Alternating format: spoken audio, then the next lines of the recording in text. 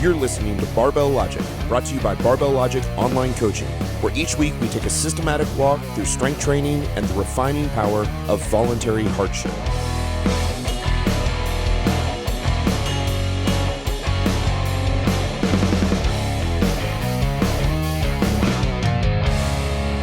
Welcome to another Barbell Logic podcast. This is Matt Reynolds and Scott Hambrick. Scott normally does this, but Scott just came on the call, and his mustache is glorious. Thank you.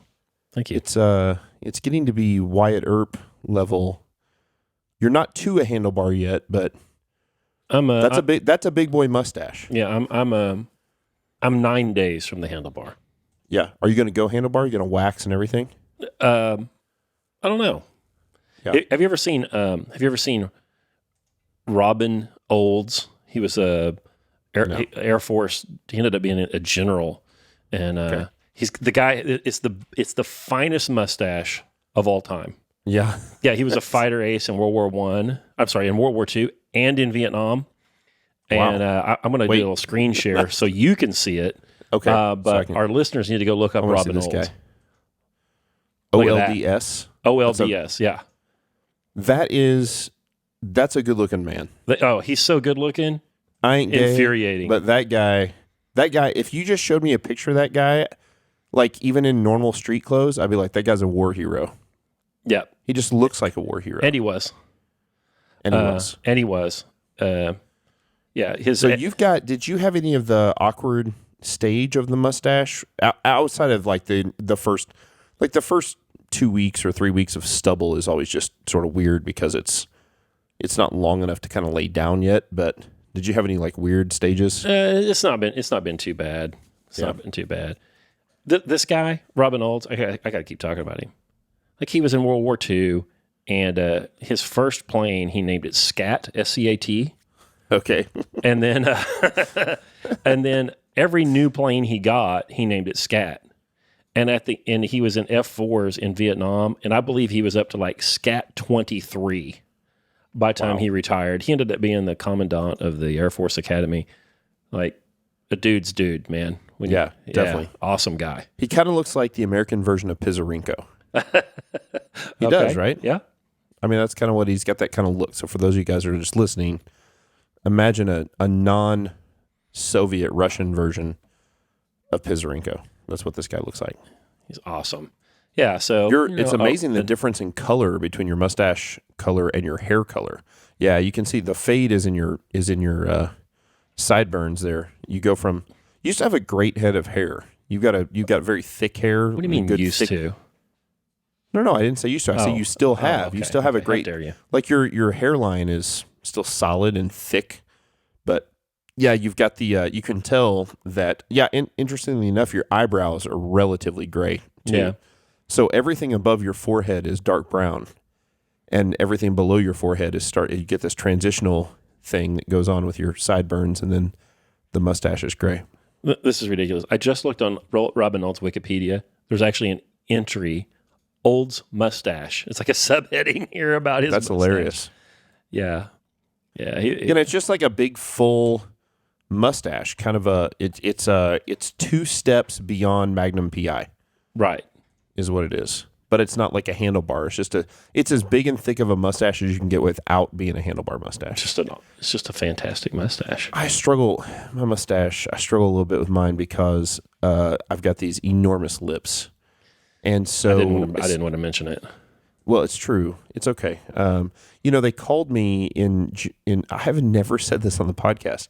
In junior high, they used to call me Ducky, which is, I believe, a character from The Breakfast Club or one of those 80s movies where he was just like a nerdy little kid and he had like big lips.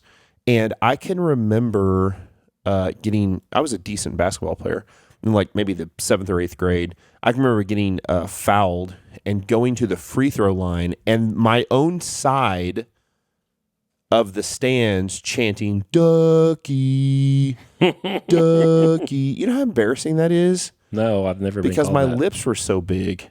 Kind of all the things on my body that could be bigger than they're supposed to be, it was my lips. It's a problem. And so the downside of that is it's a solid 2 months of growth of mustache, my mustache sticks straight out and then actually at some point curls up into my nose holes, into my nostrils.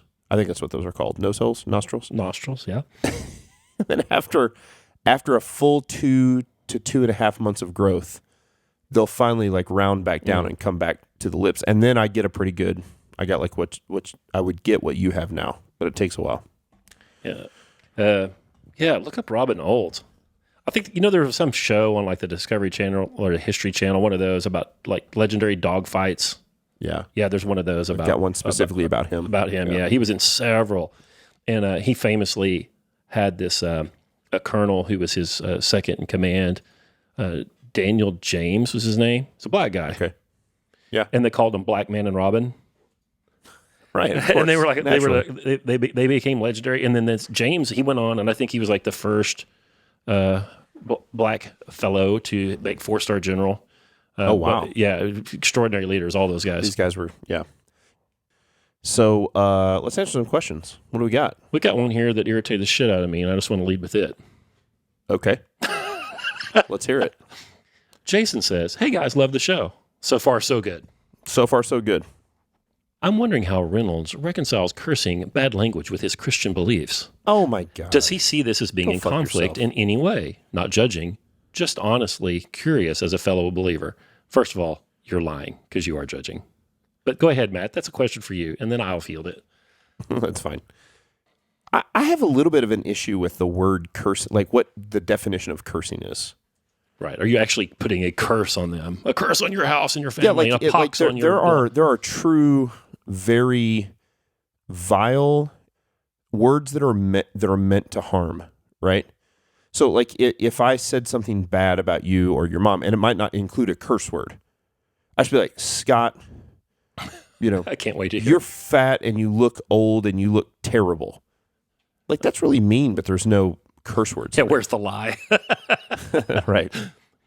Well, like I was talking about this with my brother the other day, is there are a few words out there. There are definitely a few words that the perception of those words are so negative that they are off the table, right? There's a word that begins with the letter C. There's a word that begins with the letter N. There are a few of those, not very many, but those are words that, like, in no context can you use that word where that word is not considered extremely defamatory towards the person that you said it towards. Yeah, but is there a biblical injunction against passionate or salty language? So, but and right, and so of course there isn't, right? As a matter of fact, of course Paul says the word shit in the Bible in Philippians. He says skupala, which is literally the Greek word for shit. It's not the Greek word for poop. Right. It's literally like a vile version of that. And so now, and this is my thing. Like, I don't understand the difference between the word shit and the word poop or the word or feces or whatever those things are. Like, what is it about culture that we've decided that is a curse word, that shit is not okay? And here's the thing. I don't know how old the person is that sent that message, sent that email. My guess is that they're 50 or 48 or over. Yeah, maybe not. Or they are raised in a very fundamental evangelical Christian background. Churchian. They're churchian, right? And that's what, again, I've talked about this before. I'm not a fan of that culture. So I'm a big fan of theology and the Bible and the gospel and all those things. I don't have any problem with saying those words and then this is the other thing. We had this talk we have a life group, what we call life. It's just a small group of people that sort of talk about their lives on Sundays. They come over. Rachel and I are like the oldest ones. We're kind of like the mom and dad of that group. Most of them are millennials. I think that our generation and below, for example, do not consider the F word in general as a cuss word. Like, it's not even really vile to us. The F word is just like common vernacular for everybody under 40. Now, there are ways to use the F word that are relatively vile and negative, right? But, to be like, hey, motherfucker, like, as a friend, nobody cares. I don't bat an eye. I like to say that at dinner because it embarrasses my mom if my mom's at the table. But my brother and my sister and my children and my wife don't care. And with my kids, I'm like, hey, listen, there are times when that sort of talk is appropriate. There's times when it's not. For example, you go to a Christian homeschool environment, you probably shouldn't say motherfucker. If you do say motherfucker, you are not really in trouble with me, but there are going to be negative consequences. Like if I get interviewed by the news, which I have been several times here in town, and I say that word, I'm in trouble. Right, but there aren't any biblical injunctions. There might be contextual injunctions against using these words in certain areas. Right. There is a biblical injunction against taking the Lord thy God's name in vain. Yeah, now the question is, what does that even mean? You know what I think it means? What? I think it does mean the generally accepted GD. I think it does mean that. Okay. But I think it's actually more about vain prayer. You know, if you take a knee and pray for your football team to win, that's a great point. I think that's ridiculous. Taking the Lord's name in vain. God does not care, right? So I think it's more about vain prayer. And in fact, the GD, to damn something is to stop it or condemn it. And so you yell that.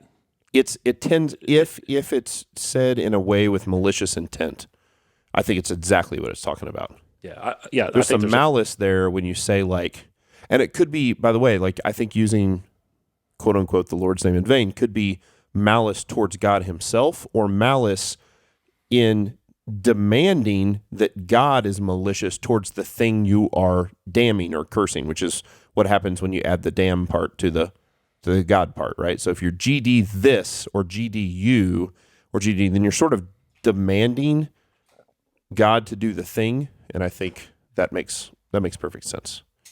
Yeah. So I just looked up the word vain in the Oxford English Dictionary, and of course it means vanity, all that kind of stuff.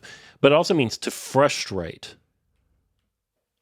Right. And I think that's the sense there that it's supposed to be in. But I think that commandment is mostly about frivolous and frustrating prayer. Frustrated prayer where there is frustrating prayer. Like I want their point guard to trip on his shoelaces. Yeah, not frustrating prayer like, hey, my wife has cancer, God, please take the thing away. It's frustrating prayer like, I think there's that God's name in vain is often like, I'm frustrated with God. Yeah, that he wouldn't do this thing for me. Yeah, which is often vain, right? Yeah, and even about the cancer thing, we're taught that will be done. Sure, I totally get it. I don't even know if you ask for a cancer cure, but prayer is a weird thing though, because there are a few places in the Scripture where like Moses literally comes down from the mountain, right, and the Israelites they've melted down all the gold and they're inside. And it literally says, I'm going to screw this up, but it's along the lines. God literally, his will and his intention was to wipe out all the Israelites. That's his will. And Moses somehow goes and pleads on behalf of the Israelites, and God decides to change his mind and save them. It's actually one of the few places in Scripture where it completely blows my mind, where I'm like, wait. God, who had a plan from eternity past and knew exactly what was going to happen from here to eternity future, changes his mind on a prayer from Moses. Either the thing that Calvin made up or your Scripture's wrong. I don't know. No, yeah, but you think that you believe the same way I do, even though you're not a Calvinist. You don't believe in free will, though. Yeah, I do. Wait a minute. 3 days ago you didn't. You're waffling back and forth on me? No, I do. Okay. I think that there are realms in which you have free will. It's like you go to a restaurant. I believe there are realms in which you have free will. I don't think God. You can order anything on the menu, but you can't. I mean, if it's not on the menu, you can't order it. And I think life's like that. If you were born in equatorial Guyana and don't speak English and live on a dime a day, they don't have options in front of them that maybe you do. Yeah. So I mean, we have free will, but not everything's on the board. And of course, and it's not all socioeconomic either. There are some things that just don't even occur to people as options in their own mind, even if they are options around them. Sure. Yeah. Before you move on to the next question, let me make one last point on this, because I think just for me personally, just so everybody knows, and I think everybody, I don't think this is too far of a stretch for people, and I think that you would confirm this. I'm really the same guy everywhere, which means the way I talk on the podcast and the way I talk to my friends in the gym locker room is exactly the same way I talk to my pastor at my church. And what that means is that I'm a little bit of a wild card at church. They're like, we're not entirely sure what this guy's going to say. or at the Christian Homeschool Club or whatever, because I say what I want, period. But I'm not a hypocrite. Like I am not the chameleon that only talks. And don't get me wrong, like if I get asked to speak in front of a group of 500 people, which I do fairly frequently, I'm not dropping F-bombs because I get it. I understand the audience. But in general, with the people that I communicate with on a daily or weekly basis, I talk exactly the same. I don't want to, and here's why that matters, because I was actually worried when we first started this podcast, when the language was a little bit like that, and I was like, wait a minute, are there going to be people from my church that listen to this, and they're going to be like, bro, what is going on? And I was like, oh no, I talk that same way in church too. So it's not going to surprise anybody. So man, by the way, I get it if you're offended by that. Like if in that world, if your world says that those words are vile. By the way, I would first question why those words are vile. Why the word ass is vile, but the word rump or gluteus maximus or whatever there is no Christian isn't. injunction against there's salty nothing or against that at all. passionate language. Well, it's made that up. question is, Jason, what you're makes- that's you're right. full of What makes- shit. What makes ass salty and butt or rump not Sweat. salty? Oh, Delicious. well, you know, Yeah. this stuff makes me but it just infuriates me. You're making that up, guy. I didn't see that question, by the way. I kind of scan those questions sometimes. I've got it hooked up to my phone, and I'll kind of scan them a little bit. I didn't see that question come in. But thank you for... So, hey, listen. Hoe your own row.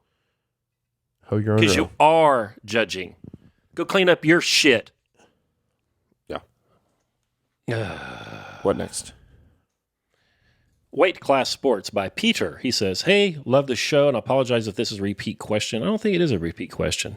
He says, I compete in a sport, the Scottish Highland Games, where lifting is GPP work, and I compete at under 200-pound weight class. Okay. Yep.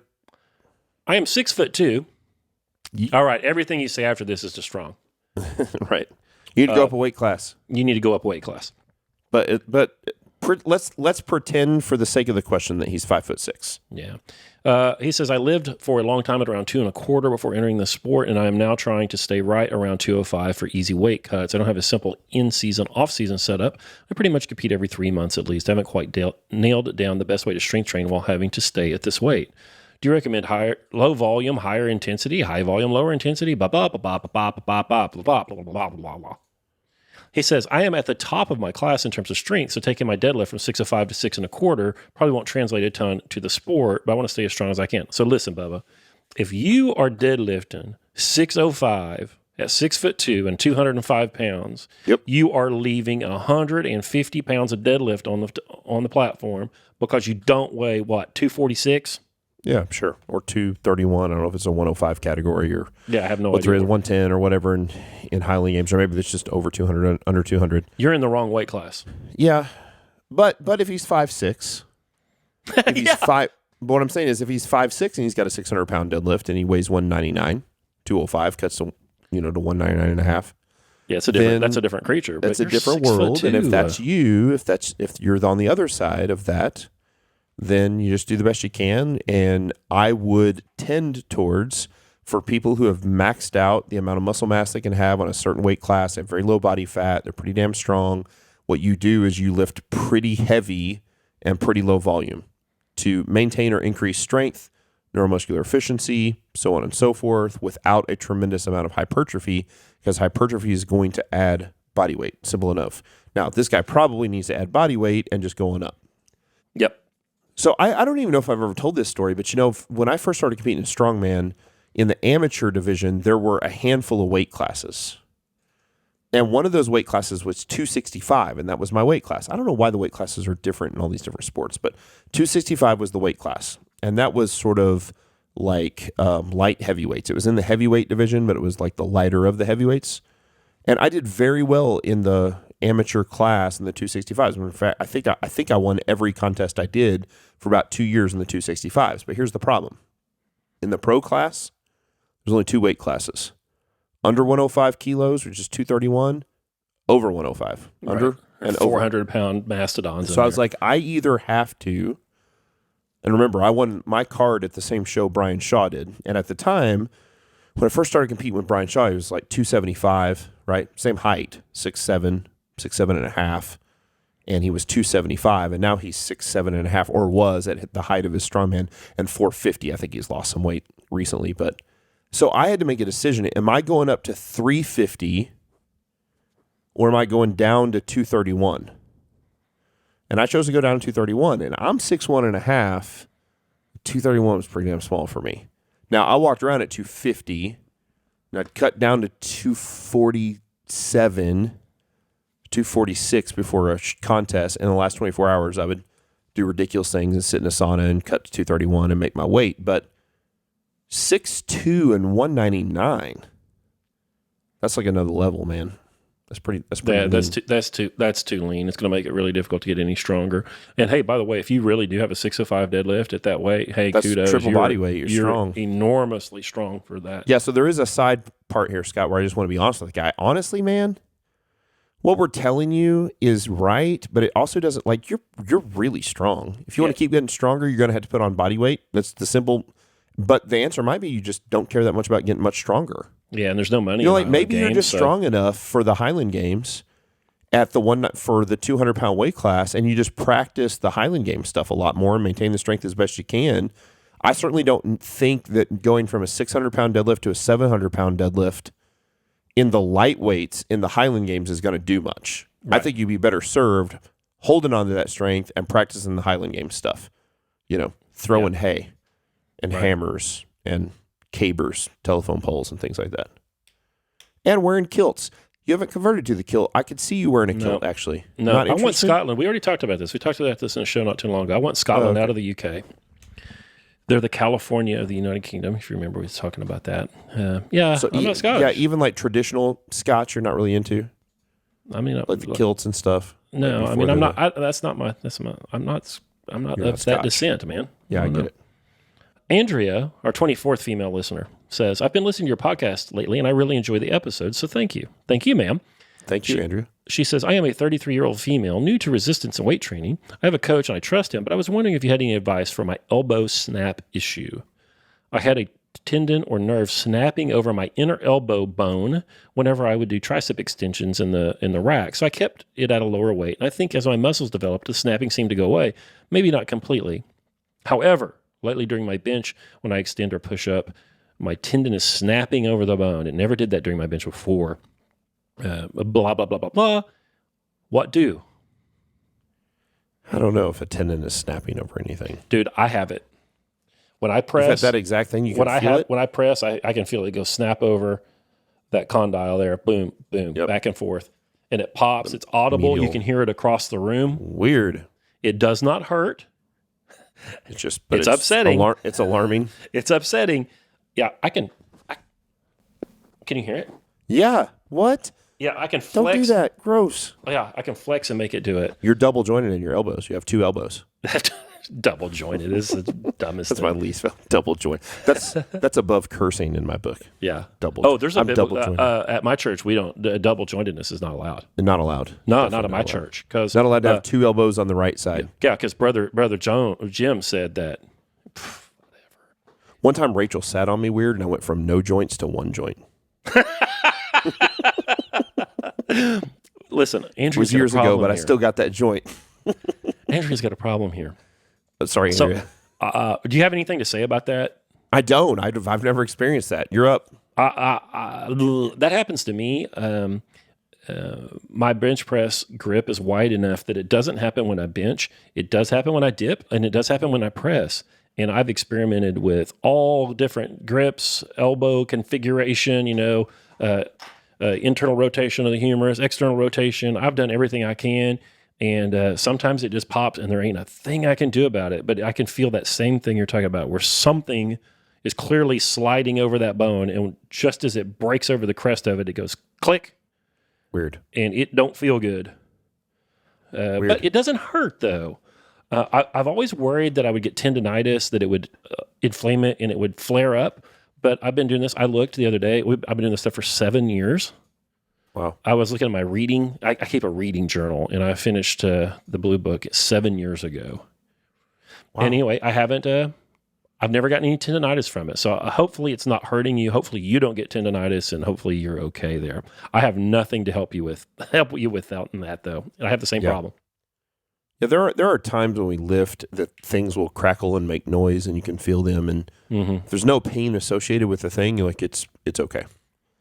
Sybil's right shoulder just crackles like crazy when she does bench press, but it doesn't hurt her. There's probably like oyster shells in there, like calcium deposits, and who knows. And it doesn't seem to get inflamed or her worse like later that day or the next day. And I'm like, well, let's keep bench pressing then. Tyler says, stronger is the subject line. Excellent. He says, I recently started following a workout program using your methods, and I'm in need of some guidance. I'm 44 years old, 6'1", 230. I have type 2 diabetes and high blood pressure, both of which are controlled with medications and no insulin. Increasing my strength is important, but cutting on the fat around my stomach is as well, since I believe that is a big contributing factor to my diabetes.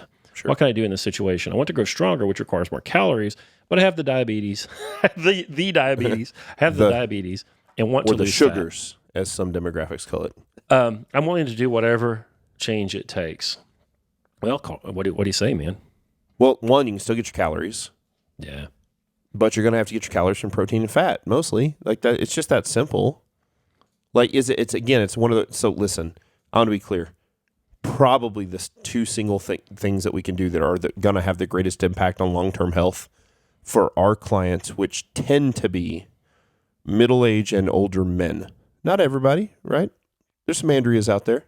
But for the most part, middle-aged and older men is, one, get them stronger, and two, get their visceral fat, that waist size down. That's I think for long-term health, I don't think it's too much of a stretch to say that if you're a diabetic and you have a 46-inch waist and you're weak, then your strength needs to go up and your waist needs to come down. And for a guy that's a diabetic, he's just not going to be able to eat very many carbs, you know? He can probably eat some carbs before training to help. And he'll be surprised especially if he can check, he's got those glucose monitors, so he can check his blood glucose. And you can check, and you can really get honed in on how much sugar you need, how many carbs you need pre-training. It's kind of fast-acting carbs to get in there and train, have enough carbs to kind of do the glycolytic work that you need to do. And for the most part, get your calories from fat and protein. It's not that different. I am no dietitian, however they spell that. No, I'm no dietitian, but always. It's my understanding that carb intake timing for somebody in your situation is going to be really important. And if you use your blood sugar testing equipment and everything, and get those carbs just before training, you're going to be okay.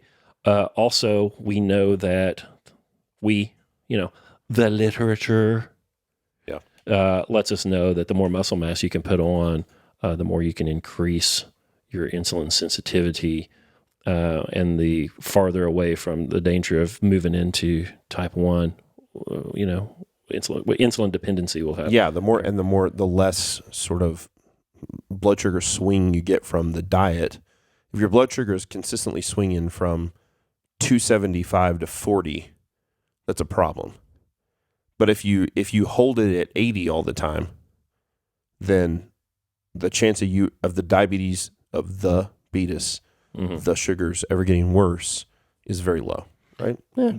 Get hold of a dietitian that knows something about like real sports. Get that waist to come down. And put that muscle mass on. And he didn't say what his waist is, does he? He does not. But you may find, sir, that you no longer need to take your metformin or your whatever. But get yourself a dietitian that knows what the heck's going on, not just somebody with the letters after name, but somebody there can help you. Yep. Tyler says, "Hey, Matt and Scott, I was recommended." Wait, another Tyler? Yeah, this is a different one. Okay. Tyler says, I was recommended by a friend to check out strength training. He sent me over to your podcast, listening to the Getting Started episodes. Awesome. Thank you. He says, so far, I am sold on strength training. I'm ready to begin that journey, but I have a question before I begin. You've already screwed up. You should have already begun. I know. We didn't convince you in the Getting Started series? You didn't get started? He says, I have an inguinal hernia and was wondering if you have any experience with people working out with a truss or hernia belt. I plan to have a surgery to repair it soon. Would like to start barbell training now. He's 5'11" and 220. He lifts boxes and delivers them You know, sometimes I read these things just as they're written, and it makes it sound like I have a brain injury. I just assumed you did have a brain injury. I lift boxes and deliver them all day long from a brown truck. I'm a husband, a homeschool dad, father of 3, Calvinist, and sarcoma cancer survivor. There you go. Huh. He's one of us. Well, don't worry about it. Whatever's going to happen is going to happen. All right, next. Oh, stop.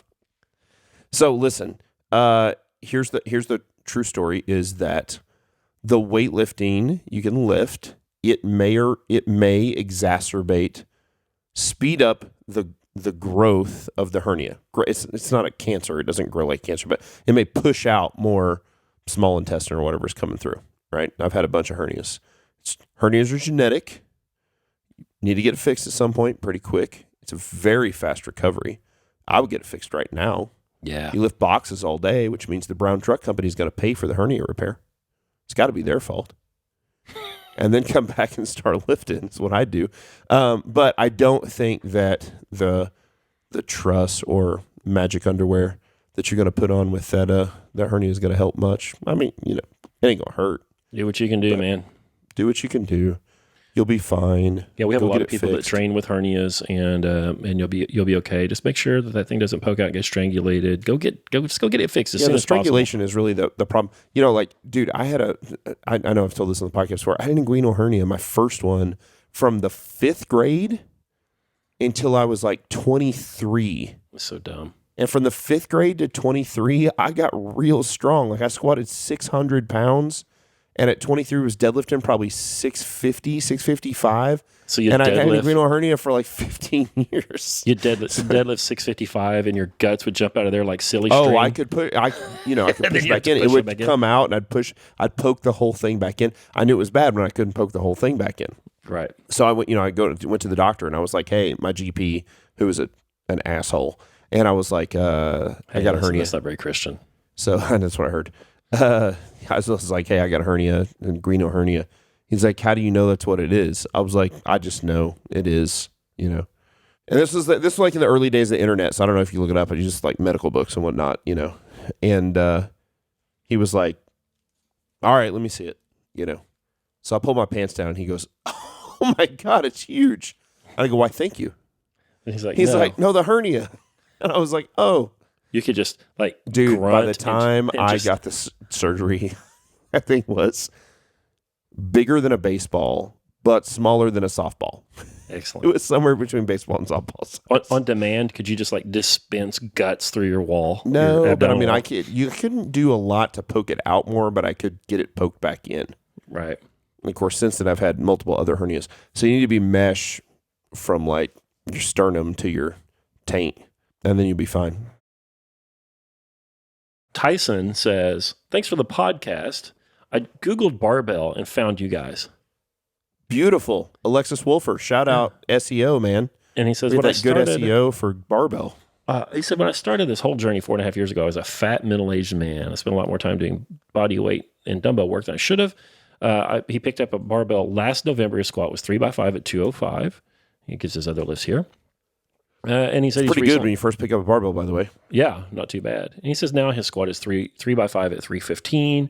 Real good. And he's pulling 385 for 5. He said his shoulders were aching all the time, and that stuff's a whole lot better now. And he's coached by Cameron. Oh, nice. And he's now squatting 3x3 for 375. Dude, you're strong. Yeah. And he said, I guess this gentleman's a physician. He says, it's profoundly affected my exercise recommendations to my patients. Many of whom have actually taken my advice and started a barbell train. The response those patients have had is universally positive. I have no doubt I will see those patients less now that they are sturdier individuals. Thanks for all the content and guidance. Well, thank you. Thank you, sir. He sent That's a picture. Great testimonial. He sent a picture of himself when he was 17 years old, benching 250, and he said at 47 his goal was to get back there, and by golly, he's able to do that. That's awesome. Thanks for the field reports. Sure. I like those. Cameron's killing it, by the way. Another guy with a great mustache. Oh yeah. Have you met Cameron Cox? I have not been in the same room with him. Dude, that guy, he has got quads that are like 37 inches. He has got huge legs. Yeah. Like like I'm big time jealous of this guy's thighs. I got thigh jealousy. Good dude, great mustache, young kid, young coach, killing it, giant thighs, good looking dude. Trains in his garage, and he has black and white alternating tile floor in his garage. Most beautiful garage in North America. It's incredible. That garage is awesome. Yeah, his garage is better than. It was black and white check. If I feel like I'm in like a 1957 diner. Yeah, it's it's really nice. Yeah. Anyway, it's better than Cameron's dad's garage in Ferris Bueller's Day Off. that's a sweet garage too. Jared, spelled Jered. This could be my client. I just got a guy named Jared, and there are so many ways to spell Jared that I struggle when I upload his videos. I'm like, wait, how do I spell this thing again? Jared. Wait, does his last name start with a B? Yep. Okay, I do not approve of the spelling of your name. And I think you need to legally change it. By the way. Well, yeah. I know, but the fact that he hasn't legally changed it to something that he doesn't have to explain to everybody for the rest of his life is his fault. Okay. So wait, let me back up here. So you're reading a question from a guy who is now my client, but at the time he sent this email was not my client. No, he actually addressed this to me. He says, Reynolds hasn't been able to help me with this. No, he does not. You're full of shit. He's only been my client for a couple of weeks. Yeah, this is dated for Halloween. Yeah, okay. So this is 5 months before the guy was my client. Yeah. But now he's my client. So this is one of those questions. I was debating different strength fitness programs, and one that I came across was talking about the importance of training all these facets of fitness, including... I actually just answered this question this week from him. Power, speed, yeah, he's got a list here. Strength, speed, speed, strength. What? Speed, power, endurance, strength, endurance, muscle endurance. My question is, are all these necessary to train for the average person looking to improve their strength, health, mobility, longevity, etc.? Matt, may I answer this? Sure. Simple answer. Well, in short, no. Right. Long form, you can't even prove to me that these things exist. Right. Strength, speed, strength, power, endurance, strength, endurance, muscle endurance. I'm not even sure that these things exist as categories. At the top of your list is strength. We know that exists. At the middle of your list, speed is on here. We know that speed exists. Yep. And those power things exists. Those things can be trained. But most of this other stuff is right up there with the Easter Bunny and the Tooth Fairy. Yep. So the answer is, even if you wanted to train those things, I don't think you can, because I don't even think they're real categories of things that I exist. refuse to believe in speed strength. Yeah, or strength speed. I don't speed. even believe in it. Or strength speed. It's like they have both on the list. Or speed or strength. Right. I want a little bit of that Do you? That strength. Oh, I wanted some speed. Oh. They make that in the bathtub here in Missouri. Oh, that's speed. Andrew says, good morning. Hold on. Wait. Here's important. So here's the deal. For a middle-aged guy, let's take something that you can actually train like speed. Does a middle-aged guy who wants to get healthy and strong and improve his quality of life ever need to train speed? I don't think so either. So Scott's shaking his head. No, I don't think so. So what I told him in my answer was, if you play a sport that requires a thing like speed, then that's something that needs to be trained, right? But if you don't, and you're just trying to get generally strong, like training speed doesn't make any sense. And speed is affected by strength, and power is affected by strength, obviously tremendously affected, foundationally affected. But I don't understand why we would even need to do that.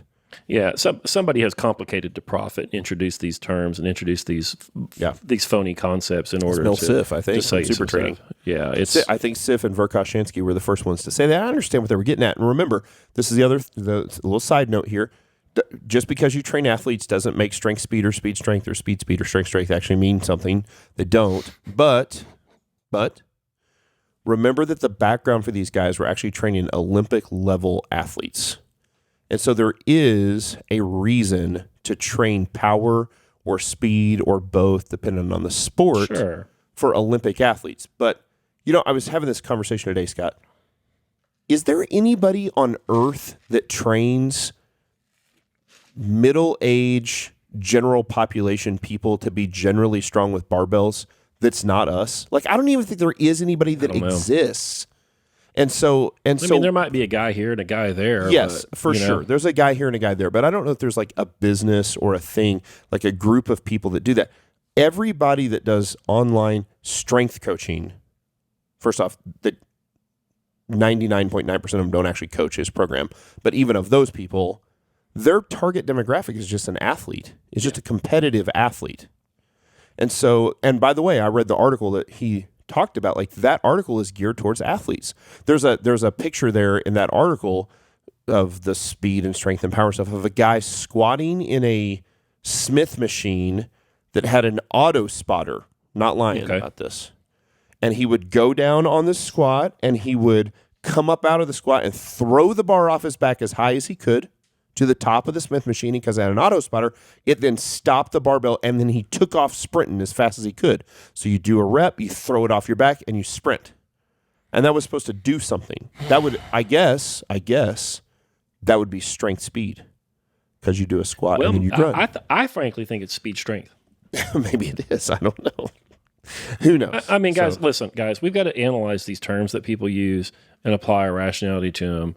And we can pick apart a lot of this stuff from just looking at the language they use and the way they make their arguments. And it's clear to me that that article, having not read it, I don't even have to read it. Well, Sif is one of those guys. We've talked about super training. We've talked about the idea of like dual factor theory and stuff, which was maybe originally pointed out in super training, as well as Zatsiorsky's Science and Practice book. Sif, in my opinion, and I'm one of the few people on earth that have read all the super training, although I'll be honest, it's been more than a decade. And it's still... We ought to work through that in a series on the show. I haven't. That'd be so boring. So people would just nerd out on it. Well, it's true. Sif has the ability to say in 5 pages what he could have said in 5 sentences. Right. And that's my issue with Sif. That's my issue with Kelly Starrett, by the way. The what is he? The cougar, the lion. Yeah, he's a supple leopard guy. He's a supple leopard. If you listen to his lingo, he doesn't say anything.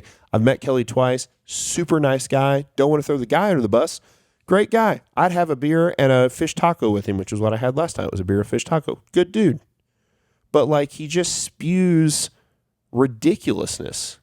95% of the words that come out of his mouth aren't even in English. Like, it's unintelligible. So beware of that stuff. Hey, listen. Yes. Join onlinegradebooks.com. We will train you into like parsing this stuff out. Yeah. So that you actually, that's really true. Andrew says deadlift grip failure. This one bumped me a little bit. He says, I'm working through LP and I just hit a weight on his deadlift of 410 where my grip is giving out on a 5-rep deadlift. Okay. So strong. I use a right hand over, left hand under grip, no straps. Okay. Mixed grip. Okay. Well, when I first saw that, I was like, holy crap, the guy's overhanding 410 for 5. No. He's saying mixed grip. Yeah. But then later on, he says he's using mixed grip. He says he's just instituted a light squat on Wednesday in the power clean. He's 37. 37-year-old straight male eating plenty of protein, he says. Sounds like he's looking for a wife. Right. That might be what this is. How would you recommend tackling this so that a trainee can continue steady, incremental progress? It's really unusual that somebody will have an over-under grip fail at like 410. That is really unusual. Sometimes you do. I'm going to guess that this guy's LP just shot up to 410 like real fast. Well, let's start with, there are some more obvious questions before we get there, and you may be very right. First obvious question, does he own chalk? Right. Are you using chalk? And he might not be, and if he isn't, there's your answer. Yeah. Second obvious question, are you training at a Globo gym where the bars are shitty and the knurl is shitty? Sorry that I sinned by saying shitty, but and so that could be a problem, right? But if you have a good bar and chalk and a grip problem, now what you said is a possibility. Yeah. Which is what? Yeah, like if you just you just shot up to a 410 deadlift in 7 or 8 weeks, there's a good chance that you haven't had enough hypertrophy work to make that grip strong enough to do that. But that would be an unusual thing. But I bet it is. It's a fat bar and no chalk would be my guess. And that'd be my guess too. But if it's not, like, I have guys all the time now. Your grip will be okay. If the guy's like, see, I mean, like, I don't know that there's a wrong answer here with what you would say, but like if I was coaching this guy and I'm like, his bar's fine, he has chalk, he can pull 410 no problem, except that the bar's slipping out of his hands, I would just let him put straps on. Yeah. And I don't know that that's right, but I don't think it's wrong either, and I don't think you'd have a hard time proving that it's wrong. I just feel like, man, I don't want the grip to be the limiting factor, especially if the guy's like, hey, I don't really care about ever competing. Yeah. Then I'd be like, yeah, just put straps on then. Doesn't matter that much. Add straps. Here's a guy named Marco. He says voluntary hardship. He said, here's a few little lines that he puts in here about Stoics. He says, Okay. by some voluntary hardship. He says, besides imaging. See, I read what people write. Yeah, I know. I get it. Besides imagining bad things happening, Seneca recommended that we periodically live as if they had actually happened. Okay. Some voluntary hardship. By doing this, similar to practicing negative visualization, we can harden ourselves against such misfortunes should they occur in the future. Okay. Examples would include periodically taking a cold shower when a hot one is available, simplifying your diet, and wearing the same clothes for a number of consecutive days. Okay. Seneca's words on this were, set aside a certain number of days during which you shall be content with the scantiest and cheapest fare, with coarse and rough dress, saying to yourself the while, is this condition that I feared? It's a hell of an email. Okay. Is there a question here? No. That's the whole email? Yeah, we just said something on the show about, what the great books might have to say about voluntary hardship. Yeah, I mean, this sort of asceticism is something that people have done in different spiritual traditions, and the Stoics have recommended for, thousands of years. And okay. What the opposite of what he's saying the Stoics want you to do what would be the opposite of that? I would call that like excess, right? Well, I don't know. Like maybe you have plenty of food and you can have all the butter you want and you have comfortable, clean clothing and so on. And just every now and then having a fast. And I don't think there has to be a sumptuous excess maybe. No, I don't either. I'm just saying, like, I think what they're arguing for is that so many pursue, especially in the Western world, like this rampant consumerism of excess. And Stoics, or people who think even like us in the sort of voluntary hardship way, would be like, hey, there is no long-term joy in that, in the excess of a over consumption, right? It can bring happiness for a season, maybe, right? Or a perception of happiness for a season, but is not going to really bring about joy. And that joy comes from these other things that are more important and less about aesthetic. It's been a while since I've read my Seneca or my Aurelius or whatever, but it's my impression they're really not that concerned about joy. They're worried about you inuring yourself to fear or negative emotional responses. Sure. Yeah, I wasn't trying to speak for Seneca or Marcus Aurelius, but more so kind of this argument that we have for some of these things like voluntary hardship, doing things that are hard to prepare yourself for, so that when hardship is no longer voluntary, you prepared yourself for that. But when you live a life of only excess, of only overconsumption, then you cannot possibly be ready for the hardship that is promised us that will come. And so Seneca was killed, or was going to be killed by Nero, right? Like if I remember right, Seneca was Nero's. Gotta help. Am I straight? Oh, was that Cicero? I think so. So Cicero was the one and then Cicero chose to commit suicide in a sort of honorable manner rather than letting Nero's men put him to death. Sorry, I can't remember. It's all running together. Oh, Cicero was killed at the order of Mark Antony. Oh, maybe it was Seneca. Come on, baby. Come on. I got this. Let's see. Seneca, death. The death of Seneca. Committed committed suicide upon the order from Nero. Yeah. Yeah, so they allowed him to do it in an honorable way. They were like, and he was like, yep, I'm going to, So Seneca was sort of the tutor for the young Nero. Nero, when he was, 10, 11, 12, 13, 15 years old. And he was a super, very smart, had lots of ambition. Turned out to be not a really nice guy. So, Brett has a question that I've already answered, but we'll answer it on the air. Not Brett McKay, a different Brett. No, this is a different Brett. Okay. Brett says, are Nike Metcon good shoes to use for squatting and deadlifting? Asking for a friend. Her name is Vicky from Vancouver, Washington. I think I already know the answer. He's already asking for a friend? This is legit. So, hey, listen, Vicky. The answer is no. They're terrible. Sorry, bro. I don't like Metcons for anything. I have a pair of Metcon Frees, which they came out with this year, which is this combination between Metcons, which are a very chunky, hard-soled shoe made to do CrossFit workouts, and Nike Frees, which are like the softest sole shoe there is. And somehow they combined them, and I was like, I don't know. I'll try it. Yeah. And they're fine, but I pretty much wear Nanos all the time. And you do still wear the, what's that brand that you wear, the tennis shoes? Yeah, I've got some No Bulls on right now. No Bulls, which are really similar to Nanos. Very similar. Yeah. Much more similar to Nanos than they are Metcons. They got no heel elevation, No zero heel, drop heel, wide toe box. The reason I like them is because they got all those little Bumpy plastic rubber things on nipples them. all over the things. Yeah. So they never touch anything. That plastic So they're prevents clean all them the from. time. They never get dirty. Yeah. They never get dirty. The new Nanos have it's not quite the same thing, but it's pretty similar. Same sort of deal. But they're too proud of them. They cost too much. Michael says, I just finished LP and I'm starting to dabble in some intermediate training. I appreciate the content. Thank you.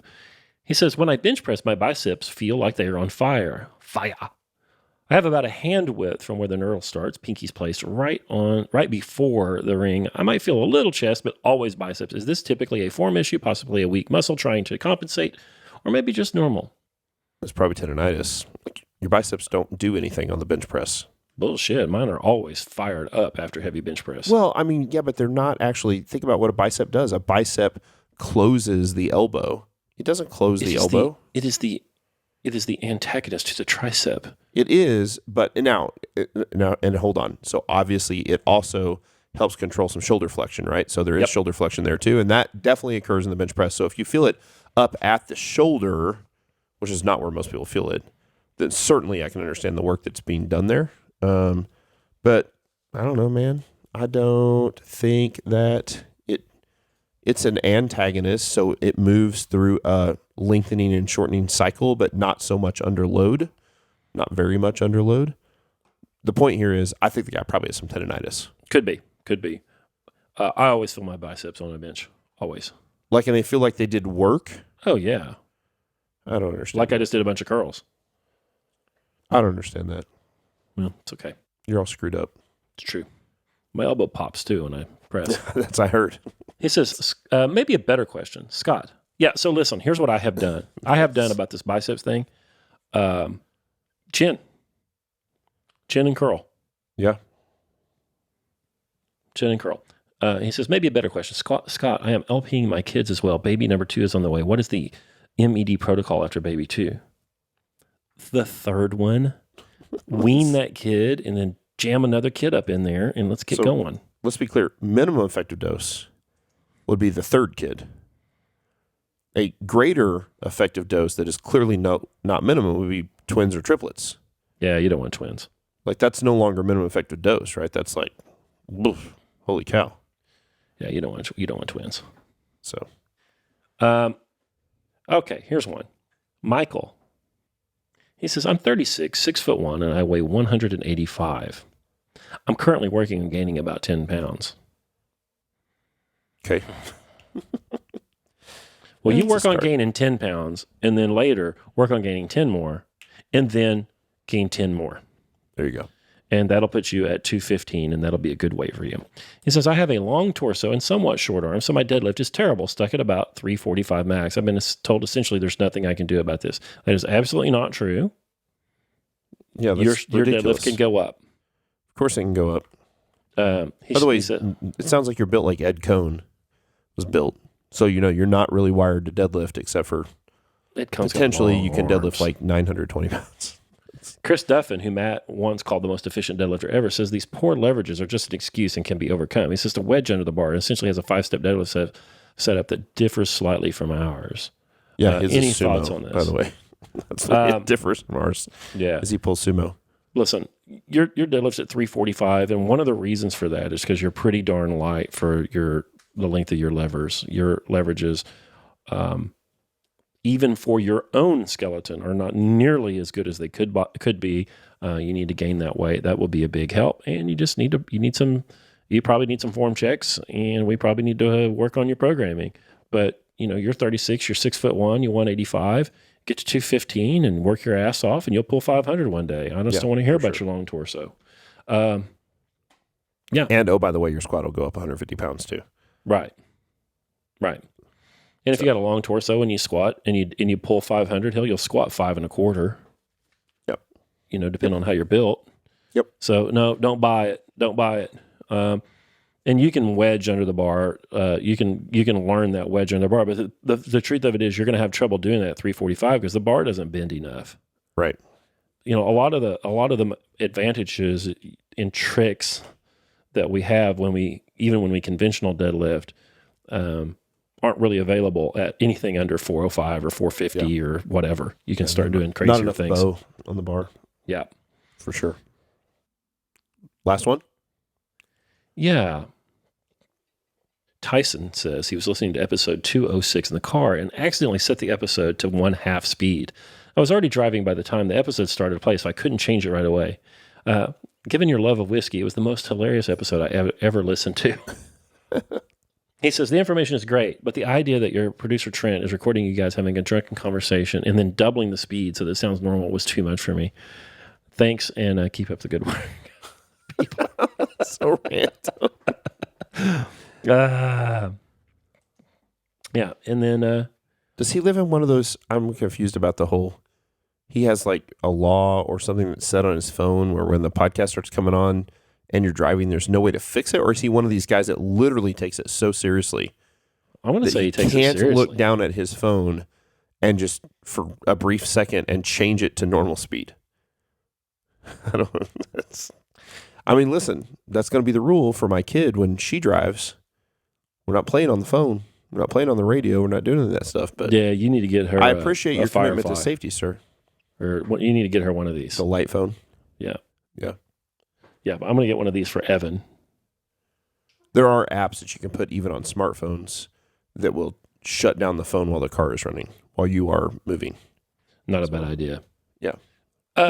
James says, I just wanted to send a thank you note. Hearing you speak on the podcast about counseling has been helpful for me.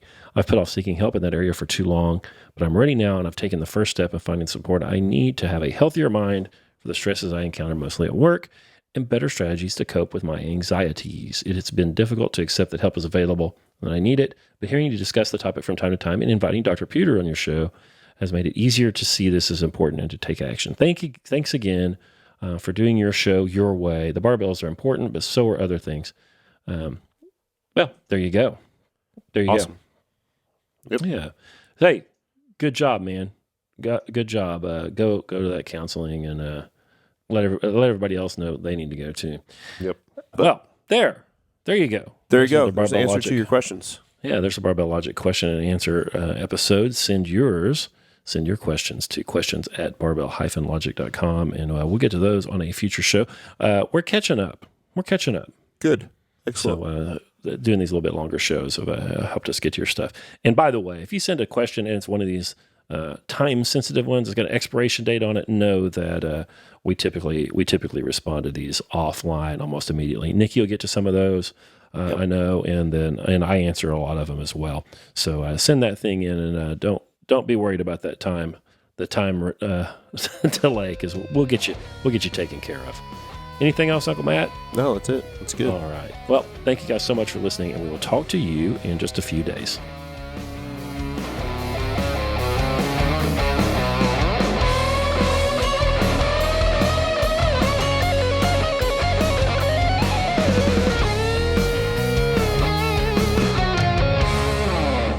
When Charity and I were dating,